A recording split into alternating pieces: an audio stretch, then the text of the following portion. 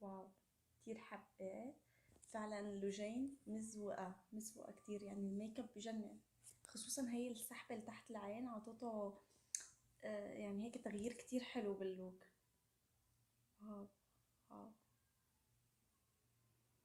كتير حبيت.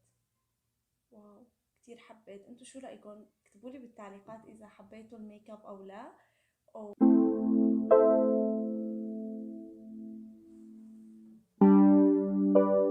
هاي للكل واهلا وسهلا فيكم مره جديده بقناتي. بهذا الفيديو رح نعمل هذا الميك اب اللي انتم شايفينه هلا. هذا لوك عملته لوجين البيات وانا كتير حبيته. وحبيت اعمله. بصراحه بالبدايه خفت لان انا ما عندي نفس المنتجات اللي هي بتستخدمها، فقررت انه اجرب اعمله بمنتجات تكون من سوق شعبي، منتجات رخيصه نوعا ما، وتكون يعني منتجات بدون اي براند بدون اي ماركه، ونجرب ونشوف اذا رح يزبط معنا الميك اب ولا لا.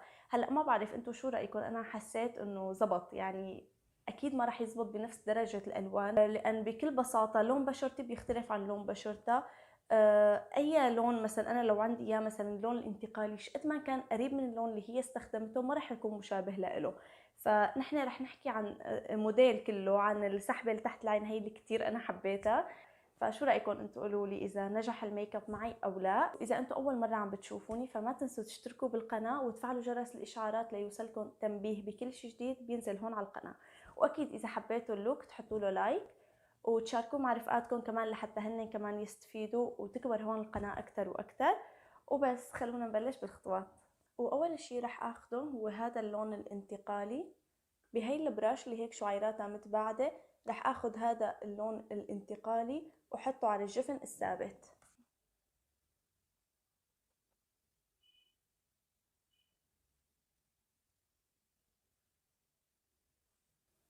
طبعا عملت الفونديشن والكونتورينج او البرونزر وكل شيء جاهز لحتى الفيديو ما يكون كتير طويل ونختصر شوي وقت. اذا حابين تشوفوا خطوات الفونديشن اللي عملته او ميك اب الوش اللي عملته فشوفوا الفيديوهات القديمة او الفيديو اللي قبل هاد. ناخد اللون بكمية صغيرة ونزيد شوي شوي لنوصل للون اللي حابين نوصل له. رح اخد هذا اللون الزهر بنفس البراش، طبعا هو بلاش مو اي شادو، بس رح استخدمه كاي شادو وحطه تحت اللون الانتقالي يعني بس على خط الكريس بنفس البراش.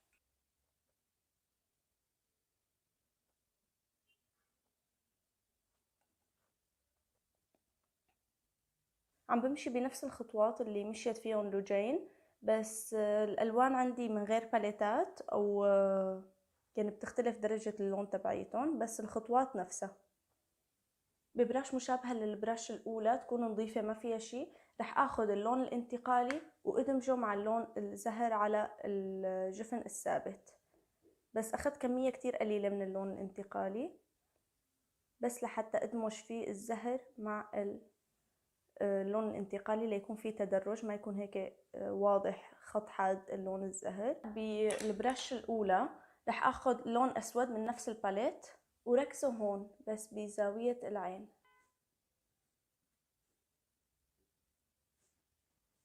بهي البرش اللي دمجت فيها اللون الزهر مع الانتقالي رح اخذ لون بني غامق كتير اللي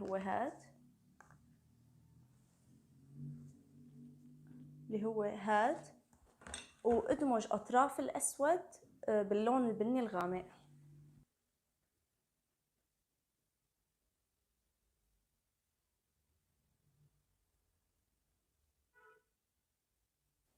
هلا رح ادمج اللون الاسود بمكانه وطلعه شوي هيك اعمل له سحبة لبرا، بس ما تحاولوا تطلعوا كتير لانه بخرب لكم كل شي. رح ارجع اخذ اللون الزهر واخلطه مع اللون البني الغامق وحطه على اطراف الاسود ودخله شوي لجوا.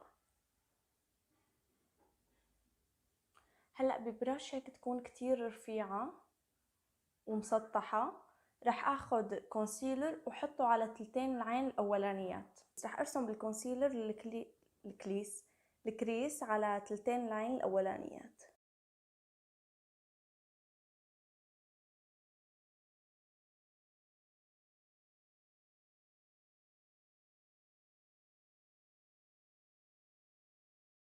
ادمج اللون الاسود مع الكونسيلر على الاطراف قبل ما ينشف الكونسيلر ويصير صعب دمجه مع الاسود. رح اخذ هذا اللون الفضي من هاي الباليت ورح احطه على المنطقة اللي حطيت عليها الكونسيلر. طبعا هذا اللون اقرب ما يكون للون اللي استعملته لوجين. رح احطه باصبعي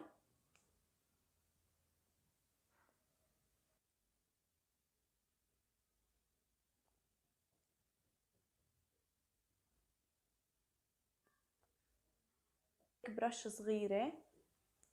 رح ادمج بس الاطراف اللون، بس هيك بهي الطريقة، دمج خفيف للاطراف. وبالبراش اللي استخدمتها للون الاسود رح ادمج هون الاسود مع اللون الشمري.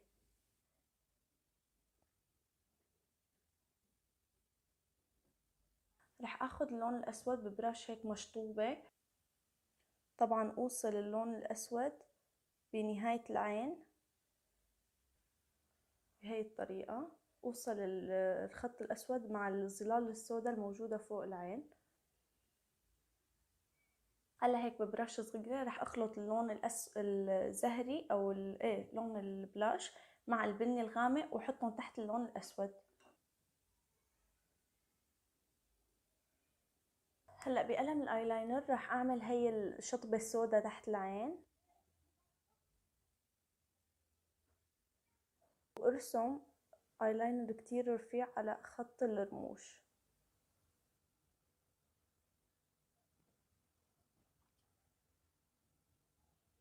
ورح اعبي عيني بكحلة سوداء.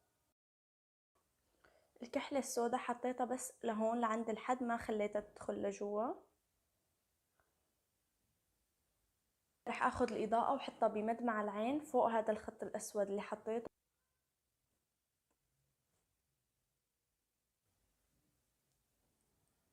وهلا بقلم الايلاينر رح ارسم زاوية العين وارسم بس ايلاينر على خط الرموش.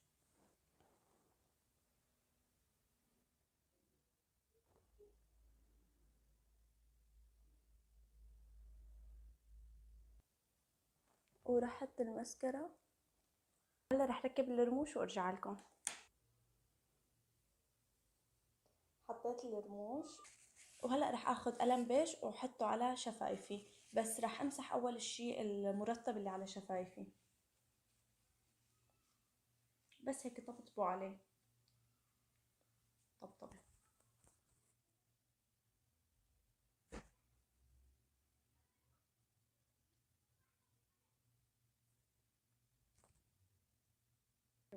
واو كتير حبيت فعلا لوجين، مزوقة مزوقة كتير، يعني الميك اب بجنن، خصوصا هي السحبة اللي تحت العين عطته يعني هيك تغيير كتير حلو باللوك. واو واو كتير حبيت. واو كتير حبيت. انتو شو رأيكم؟ اكتبوا لي بالتعليقات اذا حبيتوا الميك اب او لا. وانا يا ريت فيني احط عدسات، بحس رح يطلع كمان كتير مختلف، بس عيوني كتير بتتحسس.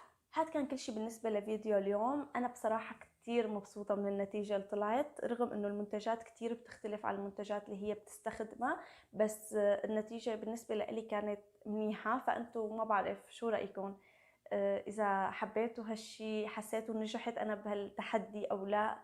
اكتبوا لي هذا الشيء بالتعليقات، واكتبوا لي كمان شو حابين تشوفوا فيديوهات جديدة هون على القناة، فيديوهات ميك اب، شو الالوان اللي حابين تشوفوها، شو يعني اي شيء حابين تشوفوه هون بالقناة اكتبوا لي اياه بالتعليقات وانا ان شاء الله رح اعمله.